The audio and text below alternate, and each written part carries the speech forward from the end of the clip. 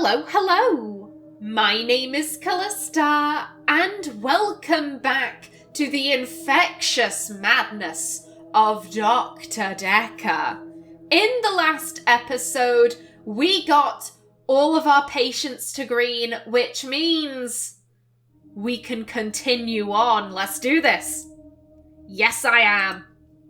David Hunt. I can change my skin. Then skins. Dr. Dekker dated his patients. I had a hot date. We went out for drinks. I took photos of Jessica. Dr. Dekker did phone On Valentine's Day. and ask me for Nathan's number. There was a girl there. Am I wrong to keep the locket? I'm allowed to talk to her, aren't I? He was preoccupied with finding Photographs. patterns. Rocking chair. I haven't been back to the beach since, I had a bit of a shaky loop incident. where I find something I set fire beautiful in the sea. to Hannah's clothes in the garden. I dug the grave. I wish I'd said goodbye. Dr. Dekker cursed me. It didn't weigh enough to have a body in it.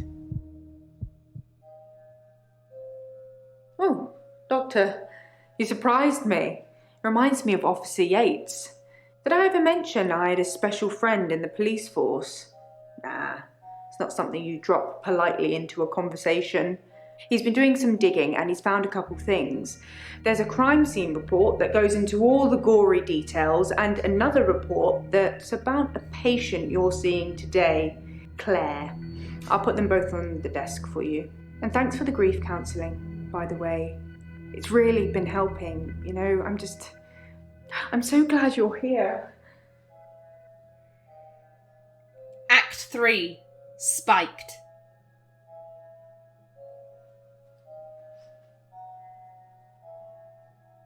Aw, that was so lovely.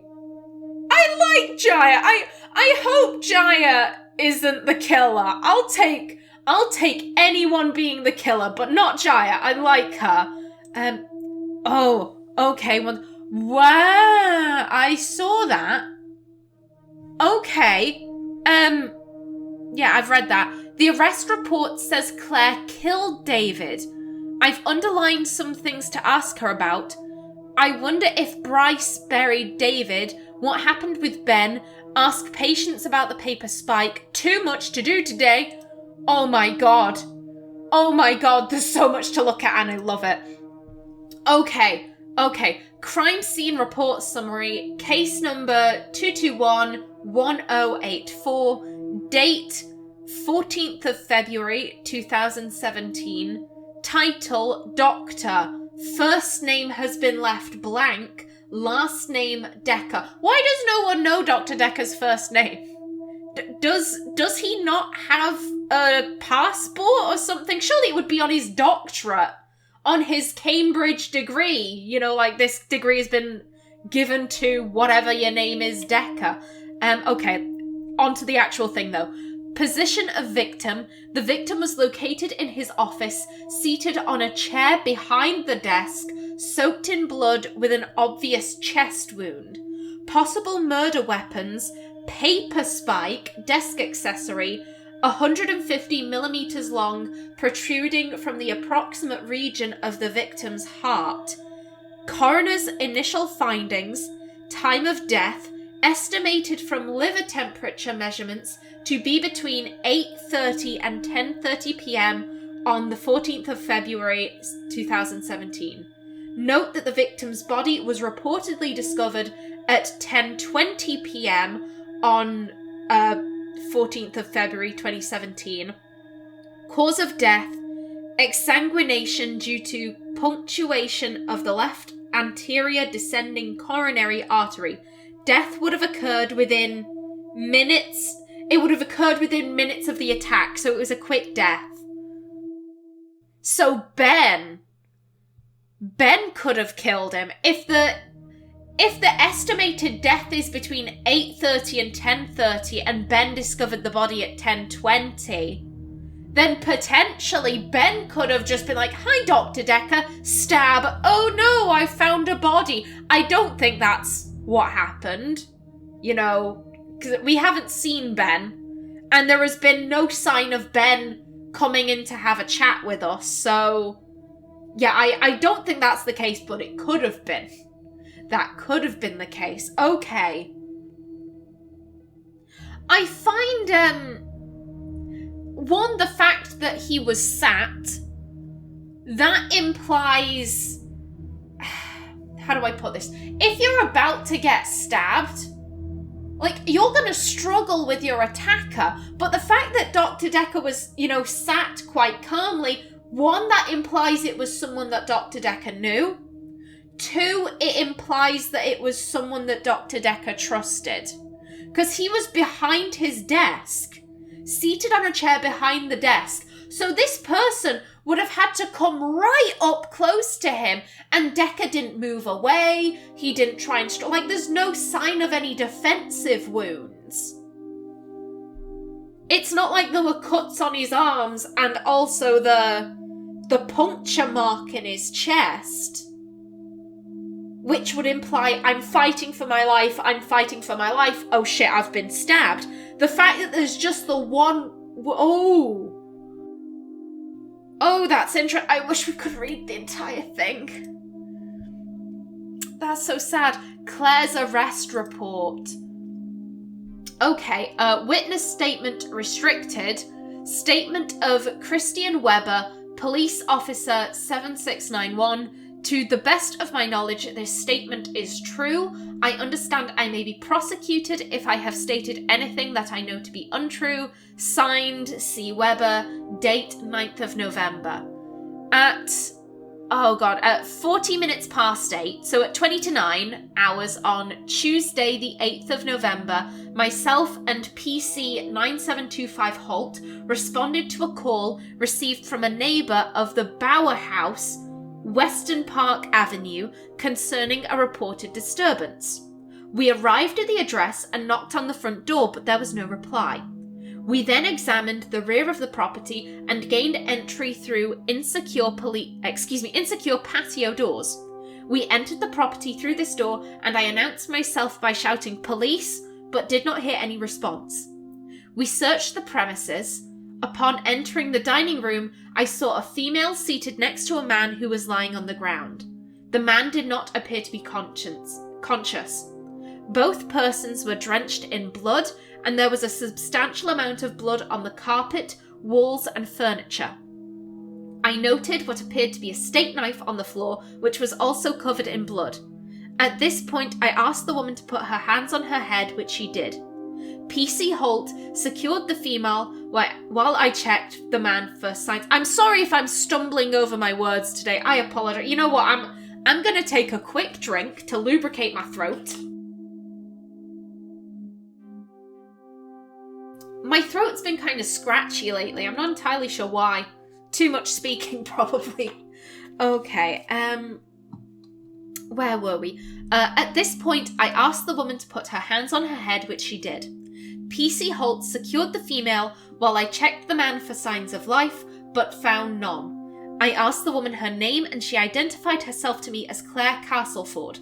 I asked if she knew the dead man, and she said he was her husband, David Castleford. I asked what had happened, and she said that she had killed him. Following a search by PC Holt, which revealed no other persons present at the house, I said to Castleford at 8 minutes to 9, or 20:52 hours, "You are under arrest on suspicion of murder." I then cautioned her and placed her in the back of the police car for transportation to Western Park Police Station, where I relayed the circumstances of the arrest to PC 2354 Hill, who authorized her something. Okay, so David... If David is dead, how is he hunting? How is he skinning? How is he scaring the crap out of small girls at the lake house? Oh. All this time I've been saying I don't know if David is alive or dead, and I wanted the game to tell me, and it's told me, and I'm still like, I don't know though. Can Claire bring people back from the dead? I said David's been acting really caveman. Like she was saying, he used to be such a good conversationalist, but now he just grunts. He likes to stare at the stars. He doesn't do technology, despite the fact that he was an optician, and opticians use all kinds of, electronic gadgets and gizmos. So the fact that he's not very good with technology makes no sense. I have questions. I have questions. But Claire is all the way down here and I want to start up here. Okay, who are you? You're wearing shoes. Good job. I like you already. Professor Warwick. Yeah, I'm getting to you, mate. I'm getting to you. Don't worry. Hello. Professor Warwick, I'm a physicist. Where's Dr. Dekker? Oh, I'm very sorry to tell you this, sir. Dr. Dekker is dead. Is he really? Actually dead? Not a worthy adversary after all, then.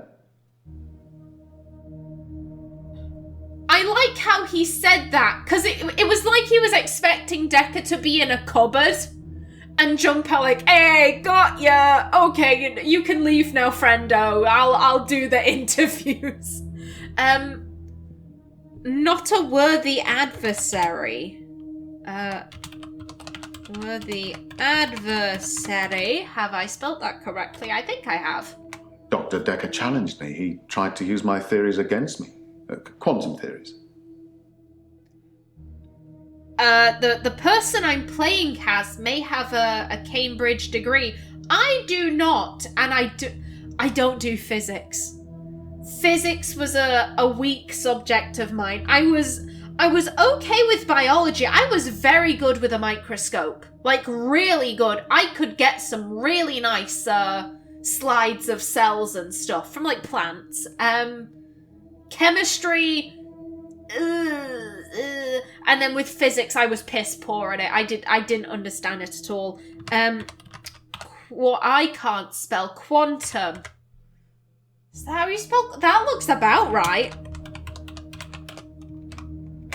Do you really want to know? Dekker's eyes used to glaze over whenever we talked about that. He didn't believe in quantum physics. As if it's something that you can optionally believe in. Well, it started with an experiment. Yes, I do genuinely want to know. An experiment. Admittedly, I don't know what quantum theories are or quantum physics is, but like, I'm happy to listen. Have you heard of quantum suicide, Doctor? No, I have not, and your lip movement during that was really suspicious.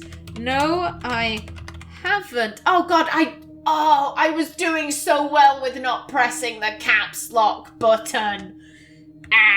Haven't heard of quantum... I am spelling that right. Suicide. Quantum suicide is a thought experiment that tries to explain the many worlds theory. You're looking at me blankly. I can see that you don't understand. I knew you wouldn't. Alternate universes. Essentially, if I were to shoot myself, then in some alternate universe, I'd still be alive. Now imagine if I could actually choose that universe. I'm taking a product off a supermarket shelf. Well, I simply applied that logic to something different. Okay. I'm with you so far. Something different. Gambling. I set up an experiment whereby I would visit a casino and place a very large bet at a roulette table. Now, I would always bet on odd. Now, the results of this particular experiment were mundane. I won as many times as you would expect according to the laws of probability. But then, I changed a parameter. Okay. What was the parameter? Have I spelled that? Yes, I have spelled that correctly. Quantum suicide required a loss of life to make it a realistic thought experiment. So I simply upped the stakes. Every time I bet on odd, I would place everything I had on that one spin of the wheel, and it worked. Well, for a while.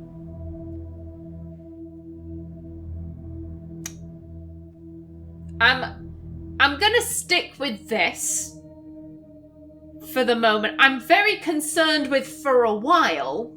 Gambling.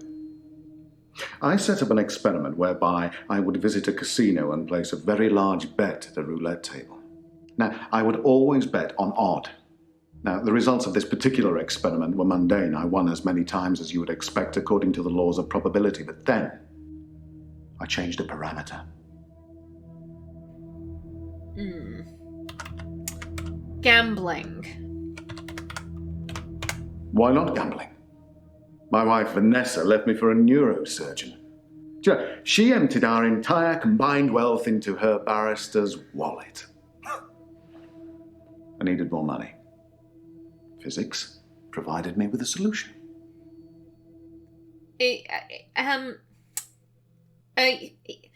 But you could just not gamble. Maybe. I know that is not good advice to tell a gambling addict. It's not good advice for any addict or anyone with a problem. That's like saying to someone with clinical depression, oh, just don't be depressed, which is incredibly stupid. That I understand that what I said was not good advice or something you should really say. However, my thinking is that this guy has a gambling addiction. However, I don't think he always had a gambling addiction. I think that he was like, I need to make money. What's the easiest way to make money? Gambling. And I'm like, you're a professor of physics. Surely you could do some lectures or, I don't know, write a book or something. And yeah, that's slow. And maybe requires more effort than walking into a casino and going everything on black. But you're not gonna lose a load of shit. Does that make sense? I hope I'm making sense. Long and short of it, if you're dealing with someone with any kind of problem or issue, don't tell them. Just don't do it. That's shitty advice. Don't do that. Don't do that.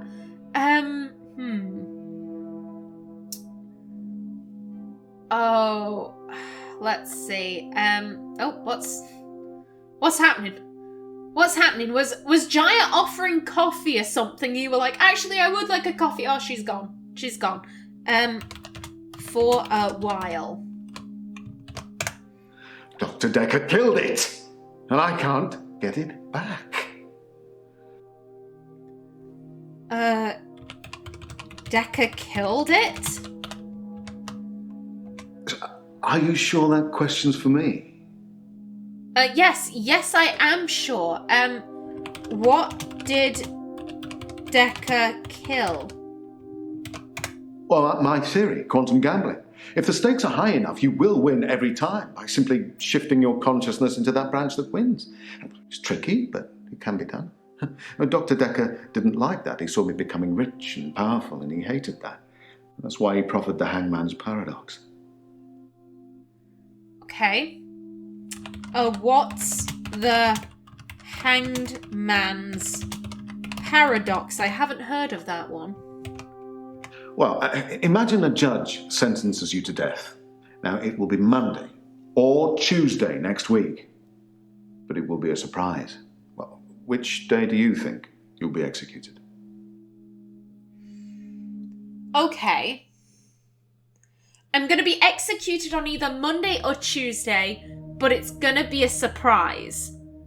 Well, if I'm not executed on Monday, then that means I will be executed on Tuesday, but then it won't be a surprise. But then if I'm executed on Monday, I'm expecting it. So again, it won't be a surprise. So can I say Wednesday? Is that an option?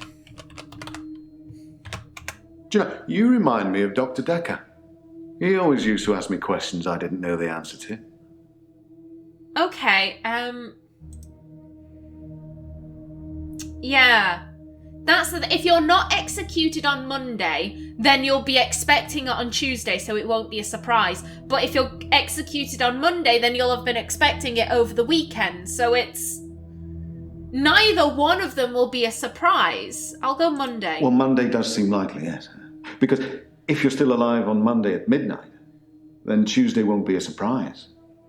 But if you're sure that it's Monday, then that won't be a surprise either, will it? Dekker tricked me.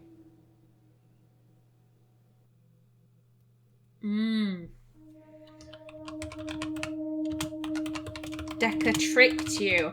So here's what I'm getting with this. The quantum suicide theory is that there are countless alternate universes. If you die in one, then in an alternate universe, you are still alive. So you simply switch your conscious to an alternate universe where you are still alive. He decided to do that with gambling. So every time he'd lose, he'd switch his conscious to an alternate reality where he had won the bet. However, how do we know this man just doesn't have amazing good luck? Like, I have amazing good luck. I do really well at tombolas. Trust me on that. Any kind of luck-based carnival game, I am good at them. Like the tombolas, I don't know, like guessing how many, things are in a jar. Raffles. Oh God, I'm great with raffles. I don't know why, because it is just all pure luck. But I can make an absolute killing on those kinds of things. So how do we know that this isn't the same for this guy? He could just have really good luck. He could be an amazing gambler. But he's saying that Dekker made him think the Hanged Man's paradox, and that caused his luck to break. Okay.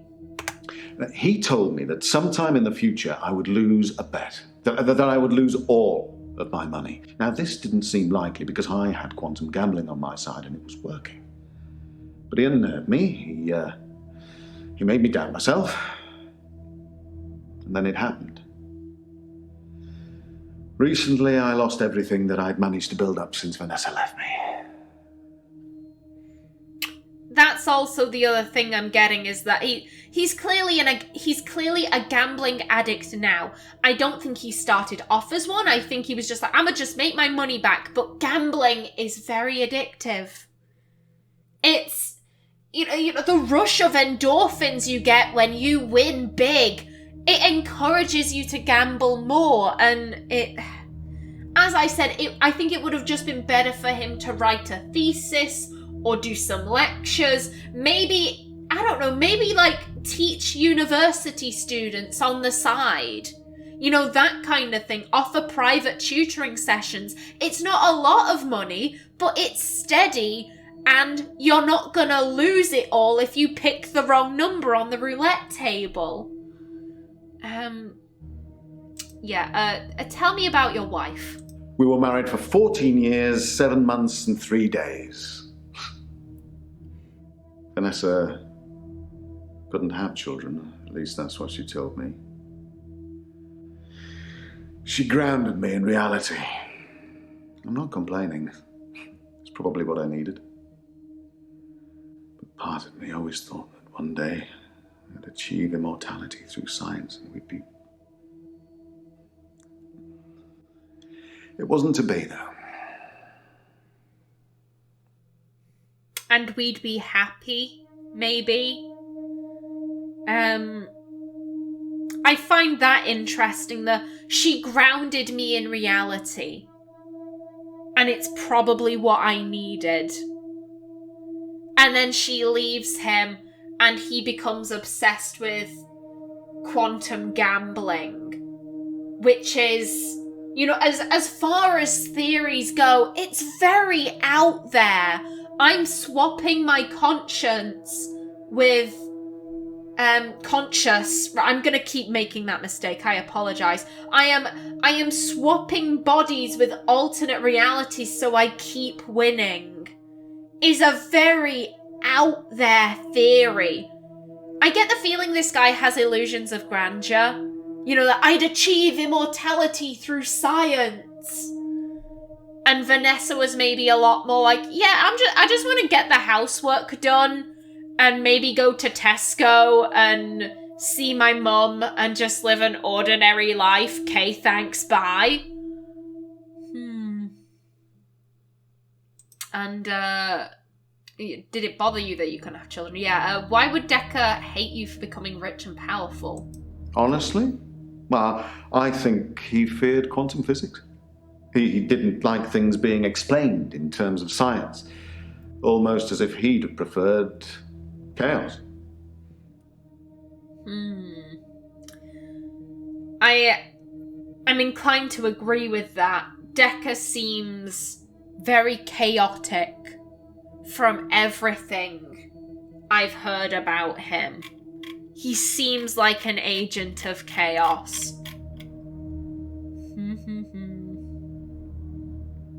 Okay, and yeah, did it bother you that you couldn't have children? Well, yes, it bothered me, especially now that I find out that she's pregnant. Oh, no, it wasn't a rocket scientist that was required, but a brain surgeon, it seems. I have considered putting that neurosurgeon onto his darkest timeline. But I'm not a killer, it would seem. Oh, that's painful. All this time she's saying, oh, I can't have kids. Maybe to spare his feelings. So that he wouldn't feel bad.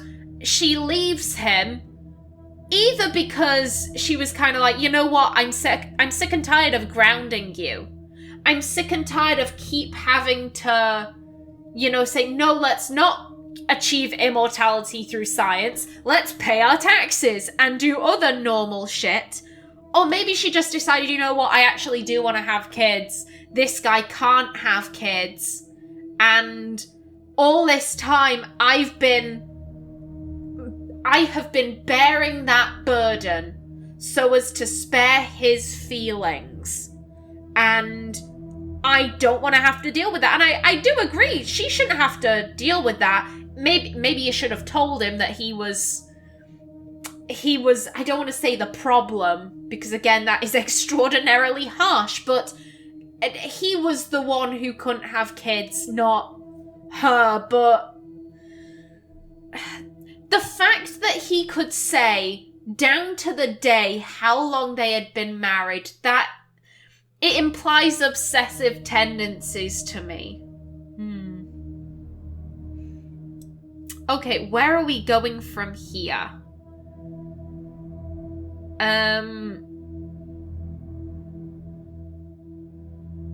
I think maybe this was before I started using the drop-down. He told me that sometime in the future I would lose a bet, that I would lose all of my money. Now, this didn't seem likely because I had quantum gambling on my side and it was working. But he unnerved me, he made me doubt myself, and then it happened.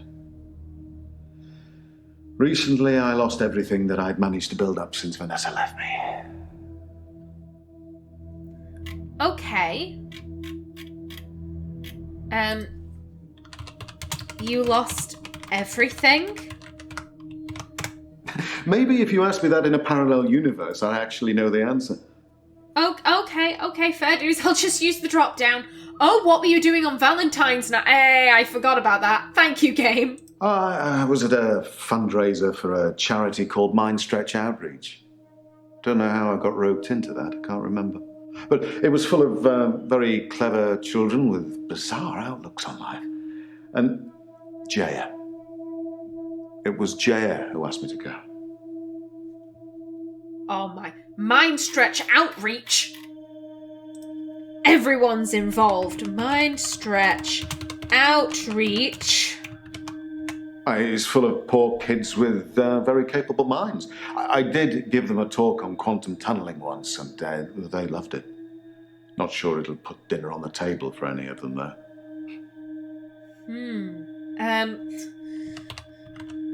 Quantum tunneling?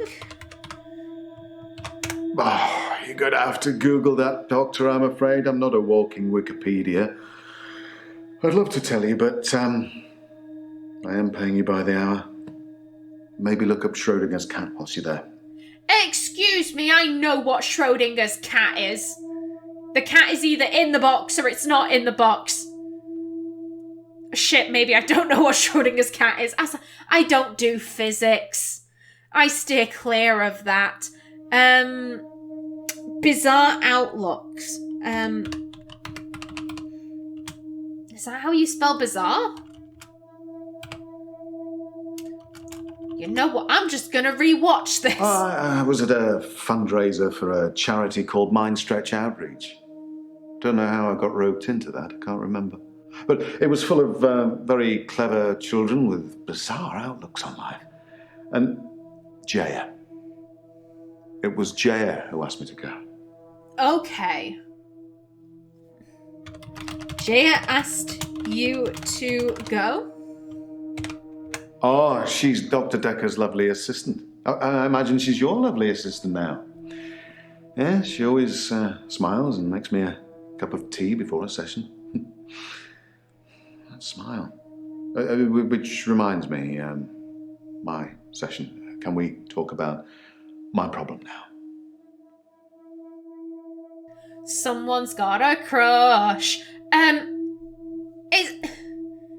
Is Jaya the assistant or the practice manager?